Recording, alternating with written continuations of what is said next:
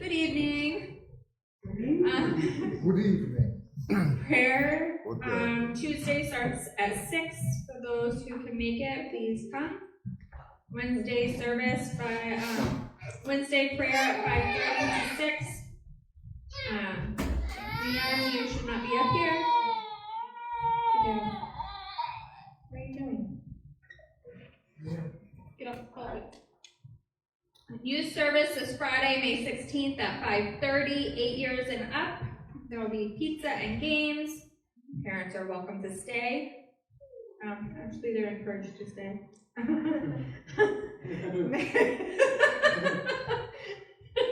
May 24th, men's meeting at 10 a.m. Please come.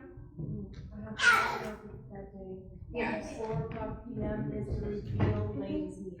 And 4 p.m. the same, May 24th will be the reveal for the secret sisters.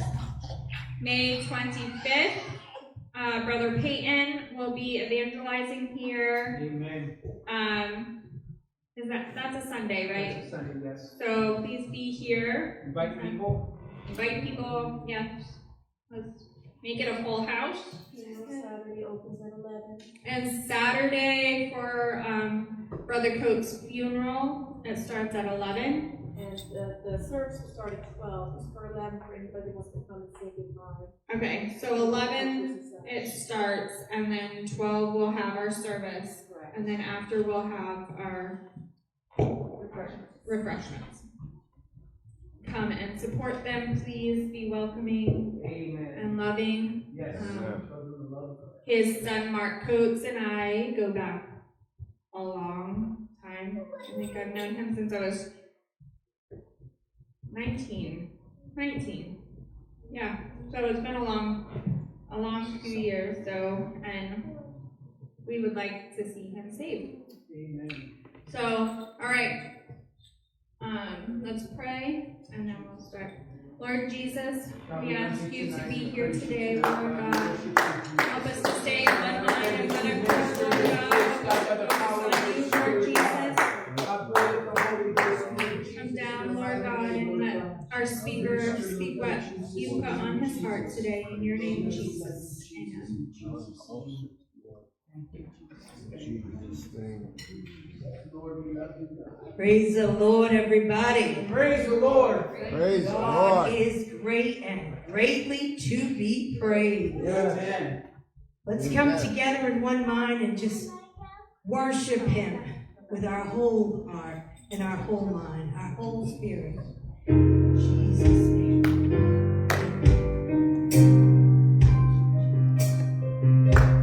Worship you in the Spirit.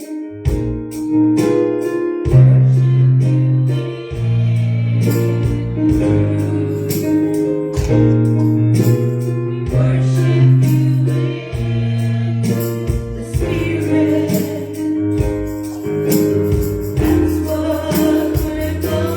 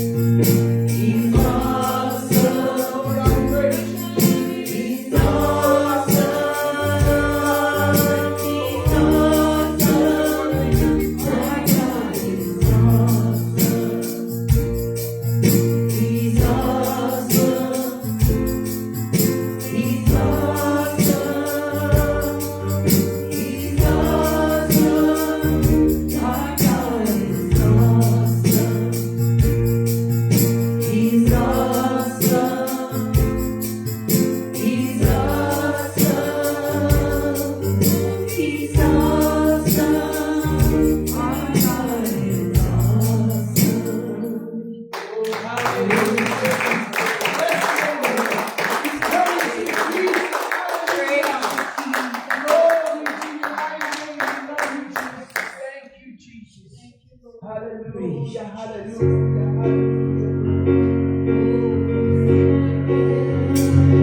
Come to find you. Here I am, seek your grace. Give to you an offering. I do ask myself one thing. How can I do anything but praise?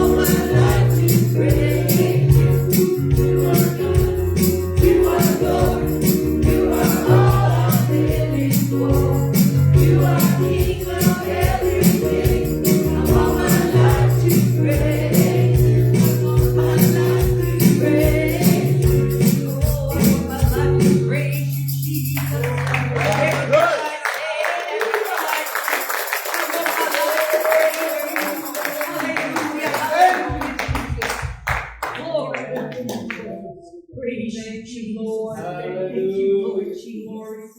Oh, praise you, Jesus. Hallelujah, We're going to take our tithes and offerings at this time. Oh, Lord. Praise you, Jesus. Brother Harry, would you pray over the offering for us tonight? Thank you, mighty God, once again, Lord, for this wonderful day you've given us, oh God, and all your blessings.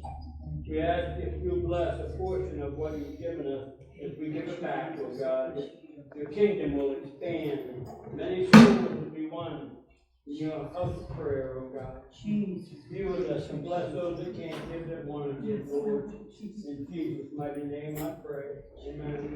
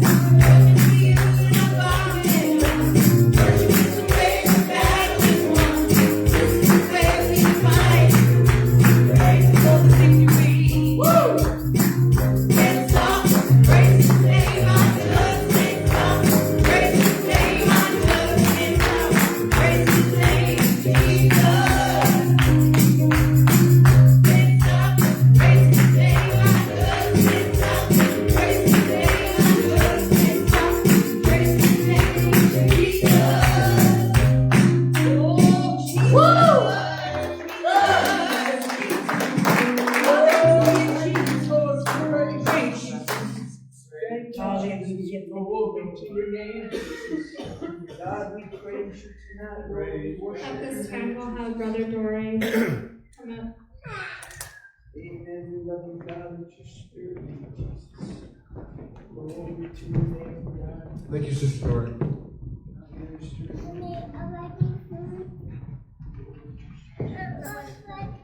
God is good, isn't he? Amen. I tell you what, I have had a rough week. This is my last week at my job. And it's been a rough week, but God has pulled me through it. Amen. He really has. They want me to finish out a lot of work that needs to be done ahead of time. And I've got, 8 of the 12 things done, and I've got 3 days left to do it in. So, in Jesus' name, I'll get it all done. Amen. But God is good. He pulled me through it all week, and I literally was looking forward to tonight. I was like, man, I can't wait to be in the house of God's people. Yes, amen. Wow. There's no place like it, I tell you what. That's right. So, the title of my message is, Hold On to Your Nature. Amen. Hold on to your nature. Okay. So, the first scripture is going to be Romans 12, 17 through 21. If everybody could stand, please, for the word. Amen. Praise God. Recompense to no man evil for evil. Provide things honest in the sight of all men. If it be possible, as much as lieth in you, live peaceably with all men. Dearly beloved, avenge not yourself, but rather give place unto wrath, for it is written, Vengeance is mine, I will repay, saith the Lord. Therefore, if thine enemy hunger, feed him. If he thirst, give him drink, for in doing so, thou shalt heap coals of fire on his head. May be seated. That right there is a powerful message. That is a powerful message. Vengeance is the Lord, not ours. That's right. So, I'm going to tell you about a little parable. Some of you might know this parable, some of you might not. But there once was a man who saw a snake trapped in a fire. The snake twisted, hissed in desperation, trying to escape, but it was only burning more and more. The man, moved with compassion, reached into the flames to take out the snake. What do you think the snake did? It bit him. He touched the snake, but it bit him. And reflex, the man dropped the snake back into the flames. Then, despite the pain and the bite, the man took a metal rod, reached back to the fire, this time pulling the snake out to safety without being bit again. Another man watched this and asked, Why did you save that snake? It bit you. The man replied, The nature of the snake is to bite. The nature of the snake is to bite. But my nature is to help. Yes.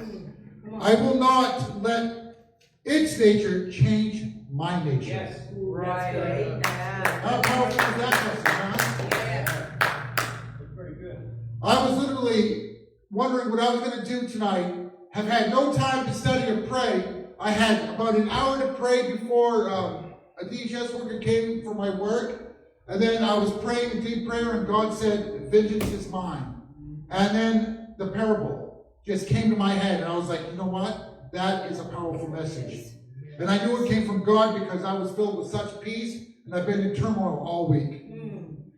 So the brief but powerful story is a spiritual one that is within all of us.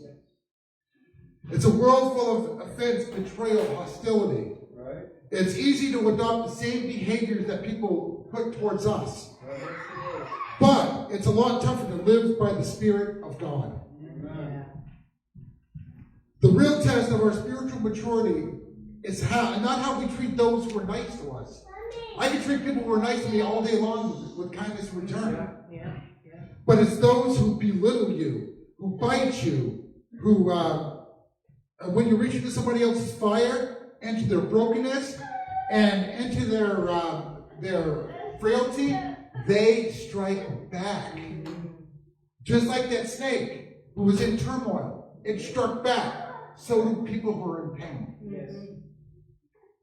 And we got to understand, when we try to win people, they are going to strike back at us because they're in pain. They're like, why? Why is such good things happening to you? And why am I in the place that I'm in? They don't understand. So do you maintain your godly character? Because God is calling us to be a separate people. Holy, that's right. To be a separate people. Amen. We have to live by the Spirit. Right. Romans 12 is a guide for how believers should behave in a hostile world. And this world is hostile.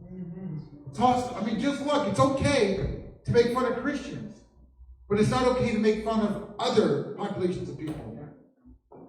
I get it all day long. It's like, oh, so you'll turn the other cheek? Yes, I will turn the other cheek. To a point. God said, I want a strong Christian. A strong Christian will take so much, and then they will walk away. I'm not going to sit there and be abused, but I will be a godly man. That's right. That's good. When you read, do not be overcome by evil, Paul writes, but overcome evil with good. It's not weakness, but it's power under control. Yes. Do you know what that means?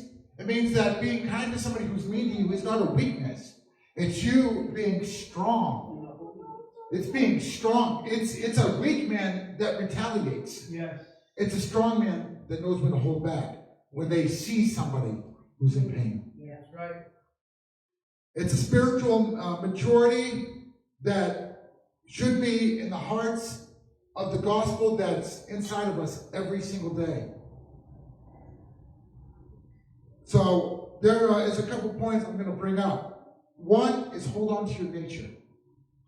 Two is do not bite others to strip you of your character.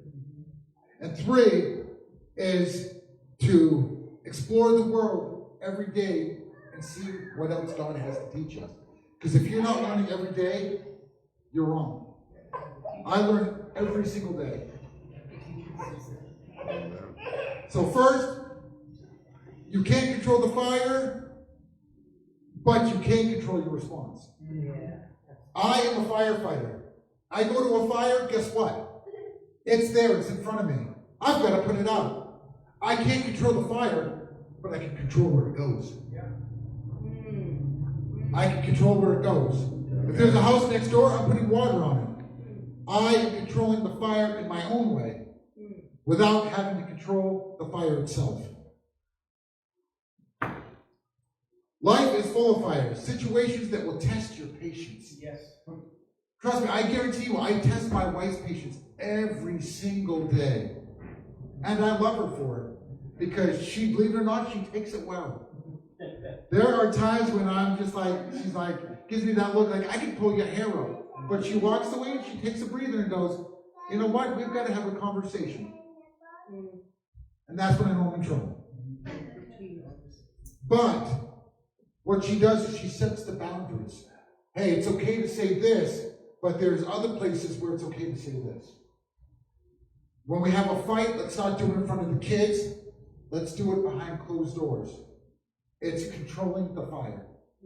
Her and I can have a one-on-one conversation because kids, what do they like to do when parents are arguing? Nosy. They like to pick sides. And guess what that does? Fuel for the fire.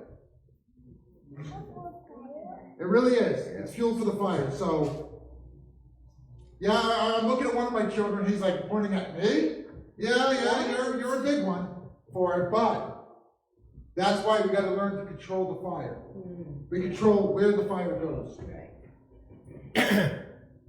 So, like the man in the story, he didn't cause the snake to go in the fire. He didn't provoke it to bite. But he faced a decision. Would he act based on the snake's behavior, or would he act based on his own nature? Right. Proverbs, I'm sorry, wrong one. I kind of skipped. There are people in our lives that are just like that snake. They are trying to hurt, anger, and trap us in cycles of trauma and sin. When you reach out to help them, offer advice, correction, or love, they bite. I have seen it too many times. And then what do? I know your past. You know what? That's okay. I was a different person then. You can go right ahead and bring up my past. God has already thrown it into the sea of forgetfulness. Yes, he has. Amen. What past? So you can throw my past on me all you want, but guess what? It's not going to hurt me. It is gone. Only man brings up past sins. God does not. Right? Right. And I will not let their nature affect my nature. In fact, I just had somebody do it 3 days ago. Brought up my past. I chuckled. They go, "What's so funny?" I go, "We're not doing this. We are not doing this. You are not going to cause me to fight, so I love you. You have a good day." And I hung up. Family is some of the biggest people that do it to us. Right? Right. They really are. The ones that you think love you the most are the ones that also hurt you the most. But guess what? You don't have to be right there next to them. You can love them from afar and you can pray for them. The person that did that to me the other day, I am still praying for her. And I know God has already promised me He's bringing her back. She was in church when we were younger, and God promised me He's bringing her back. And I stand on that. So Romans 12:17 says, "Recompense to no man evil for evil." What does the word recompense mean? Repay. Means to repay or to retaliate. To repay or to retaliate. We're not the ones supposed to get a piece of our mind. When somebody cuts you off, we're like, "Hey, you!" Out the window. No. No. Vengeance is not ours.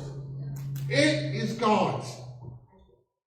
God said to love your enemy. Matthew 5:44. Love your enemy. Bless those that curse you and do good to those who hate you. And pray for them which despitefully use you and persecute you. That is some of the toughest things we can do. Oh, yeah. I tell you what, when people persecute me, they dispute me, they talk badly about me, they curse me, they use my name and slander it. I hate that. But I will not let it change my nature. I will turn my back, I will walk the other way, and I will pray for them. I will pray for them. Does it mean that I have to invite them into my house and give them cake? No. Absolutely not. Extra points. But I will pray for them. And if God turns them around, I'll be buying a really big cake. Think about Joseph in the Bible. His brothers sold him into slavery. He was betrayed, falsely accused, and imprisoned. And they took his jacket that his father gave him, the one thing in the world that he beloved. He got back at the beginning. He threw him in jail. He slayed them. No, he did not. What did he do? He forgave. He said in Genesis 5:20, "But as for you, ye thought evil against me, but God meant it unto good, to bring to pass as it is this day, to save much people alive." God took that sin that his brothers did, that persecution, and Joseph kept the same nature the whole time. Yeah. I will love the Lord. I will do good for the Lord. I will serve the Lord. Persecuted the whole time. Threw into jail. Falsely accused about sleeping with his master's wife. And God raised him up. God raised him up. And he did it for a purpose. There might be a purpose, a reason that God's allowing this to happen, which is only going to make you stronger. Because guess what? I used to really hate it when people talk badly about me, but I don't let it bother me anymore. It's happened so many times, I'm immune to it. I'll pray for them. I'll wish that their behavior or attitude changed towards me, but I know that I can't change their words. God can. He chose forgiveness over retaliation. Even when you're right, even when you've been wronged, you still have a choice, and that choice is the difference between healing and bitterness. Right. Let me tell you something. Your destiny is too great to be derailed by somebody's dysfunction. Mm-hmm. Yep. Don't let their fire become your fire. Don't let their sin become your cycle. Because you know, somebody's sinning and then you taking it offensively, and then them sinning, you taking it offensively, eventually that can turn you bitter. Guess what bitterness is? It's a sin. Bitterness is a sin. It says to be angry, but to sin not. You can be upset that somebody said something about you. Pray about it.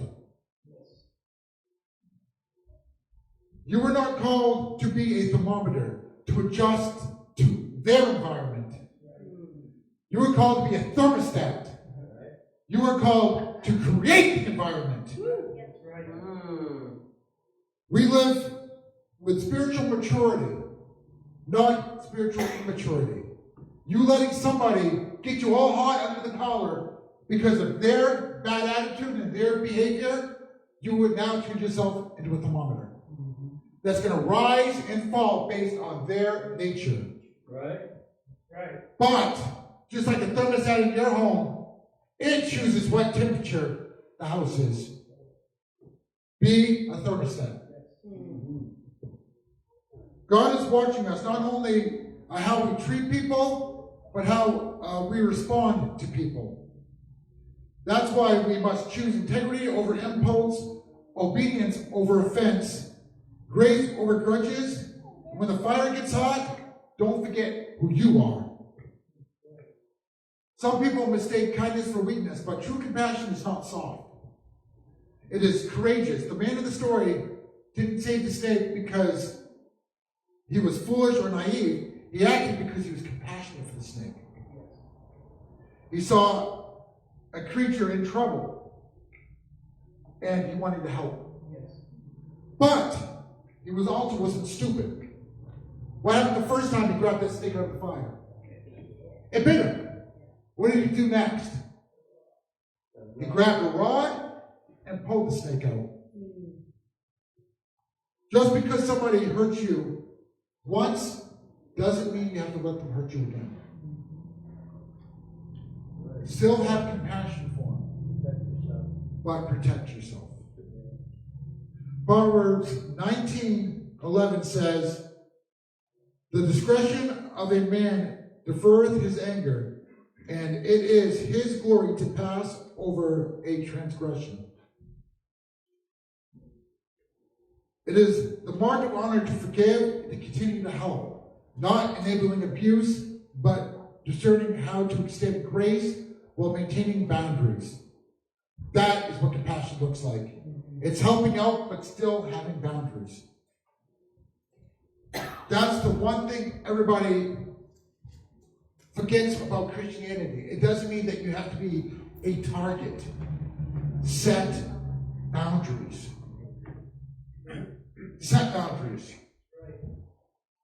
I mean, the Jews set boundaries. They have laws. That's their boundaries. We've got to have our own personal boundaries. Right.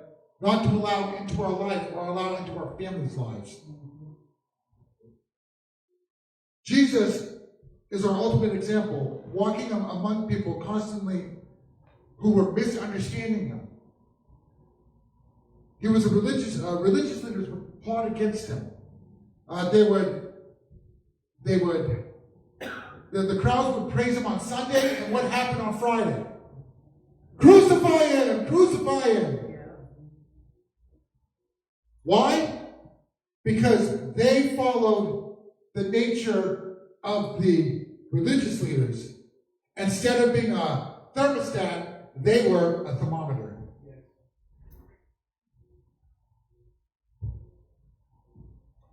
Yet Jesus fed the multitude, healed the sick, loved the unlovable. Why? Because he never let the darkness dim his light.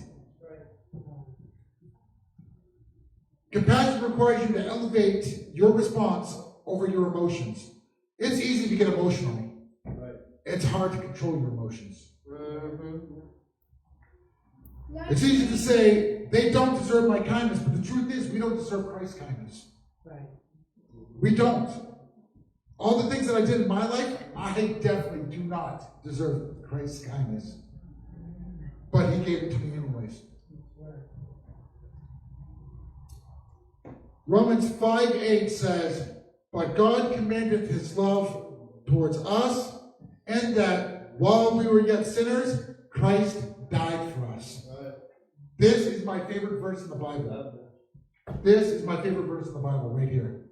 Why? Because it lets me know that even though I am a sinner, God still loves me. And he died for me. That same love dwells in us through the Holy Ghost.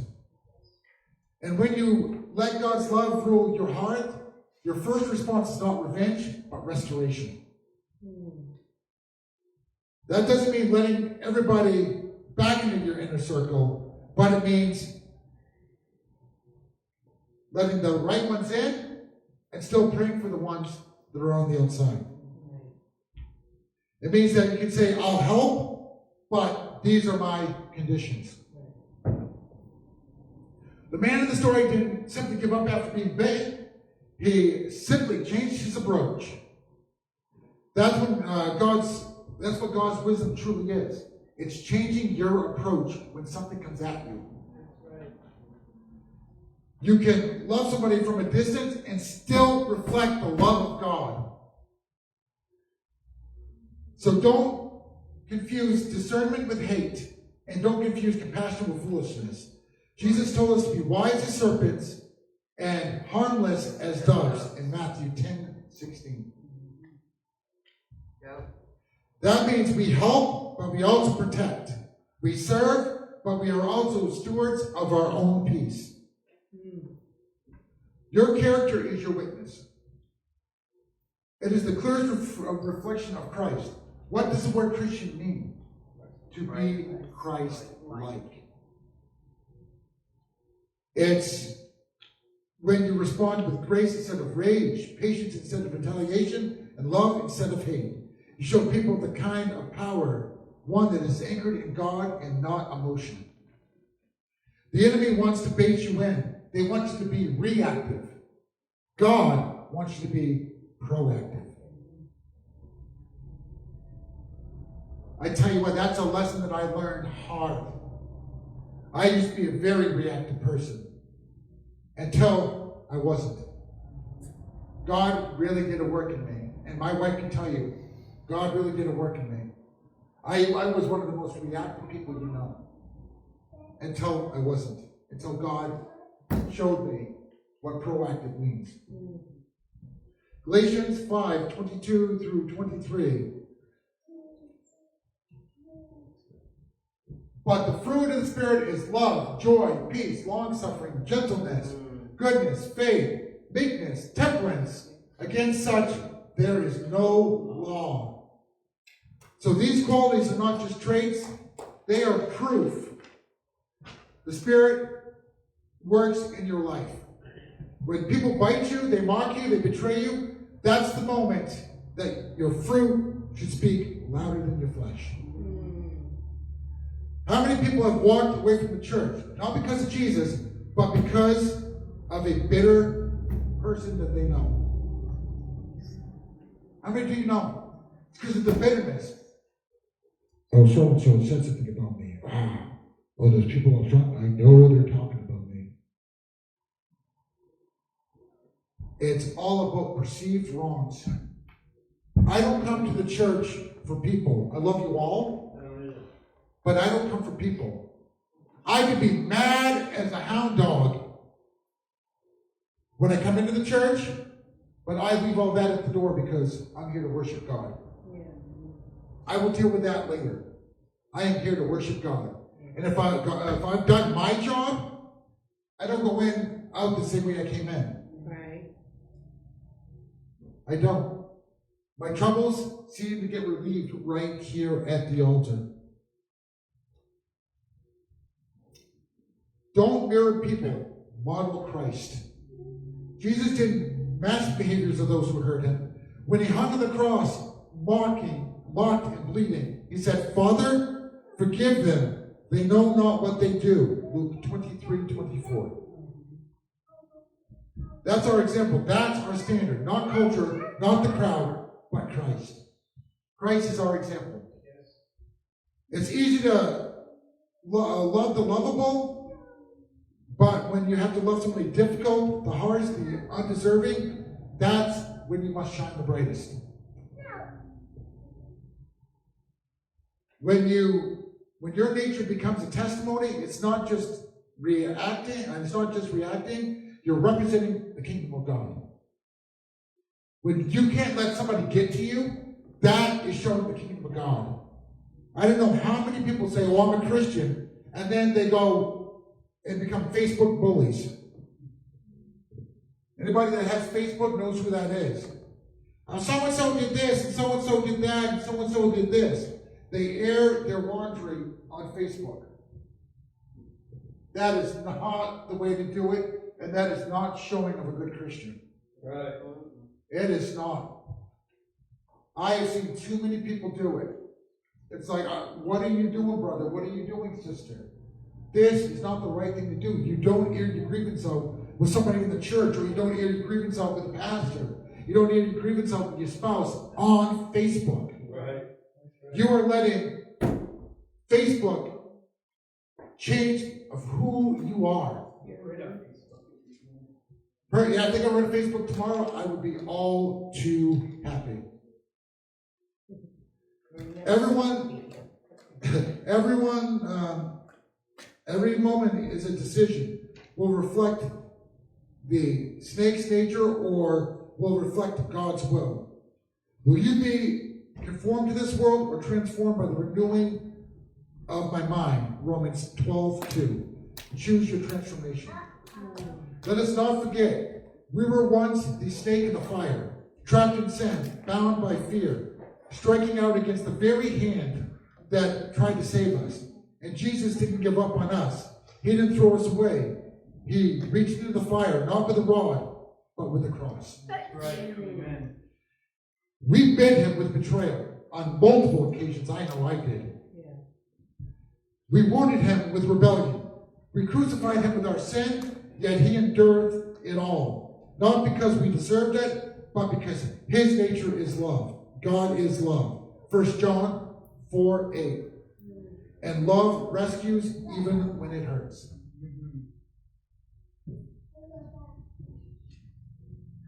Romans 5:10 says, for if, when we were enemies, we were reconciled to God by the death of his Son,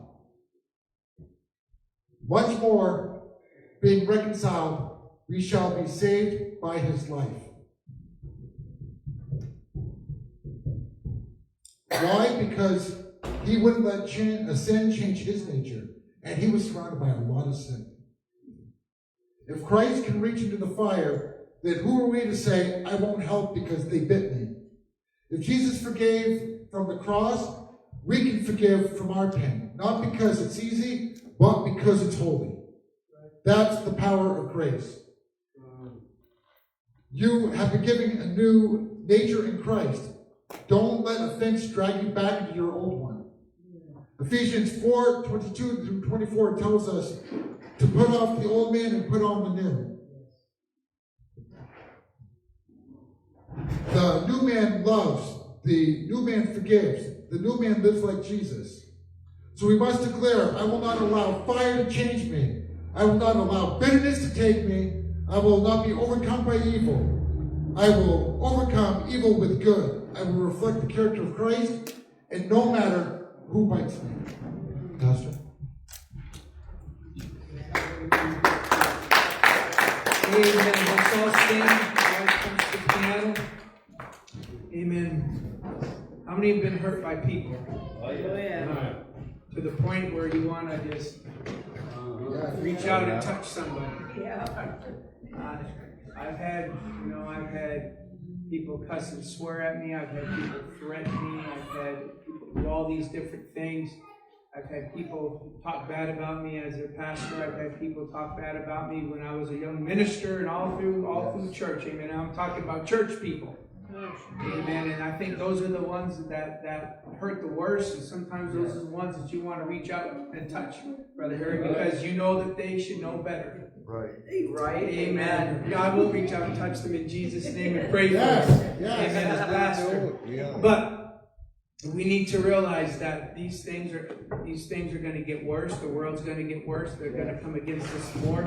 Our families are going to come against us more as this church grows and gets more into the Spirit. God starts doing miracles. The enemy is going to try to stir the pot more. Amen. But if we stand upon Jesus Christ and crucified and walk in His Spirit, we can look at people and say, "I love you. I'll pray for you." You can say and do whatever you want. You can get on Facebook and all these things.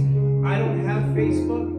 You know, I have people come to my work and say, "You should heard what this parent is saying about you on Facebook." And I say, I don't really care what they're saying on Facebook. I don't care. Amen. And we, many times, all we can do is just take things in prayer and say, "God, let the mind that is in you, Jesus, be in me also. Let the attitude that you have, let me have that attitude. That forgiving spirit, let me have that forgiving spirit." Because there are people that are going to hurt us. But to be a good Christian, you've got to have a teachable spirit. Yes, amen. And there's just some people that don't want to be taught, that think they know it all. And a lot of times those are the people that are saying things that are hurting you, or hurt the church, or hurting this. And when you do that, you're not fighting against me as pastor, or against you as a saint of God, or an assistant pastor, or whatever. You're fighting against God. And you can't fight against God, because if you do, guess what? You are going to lose. Every time. Vengeance is mine, Yes. saith the Lord, in all things. Thank you, Brother Doray. That was an awesome message. Can we take some time? I know it's Wednesday. It's not even 7 o'clock. Can we come up here, amen, if you can, to the front end? Can we say, "Lord, give me a heart of compassion. Give me a heart, God, that will forgive. Give me a heart, Lord God, that I can show the love of Jesus Christ, your love, even though when things are going hard, when people are trying to tear me down, Lord God, when people are coming against this church, that we can stand in the love and in the power and in the Spirit of Jesus Christ." So let's take some time, amen, and let's pray in Jesus' name.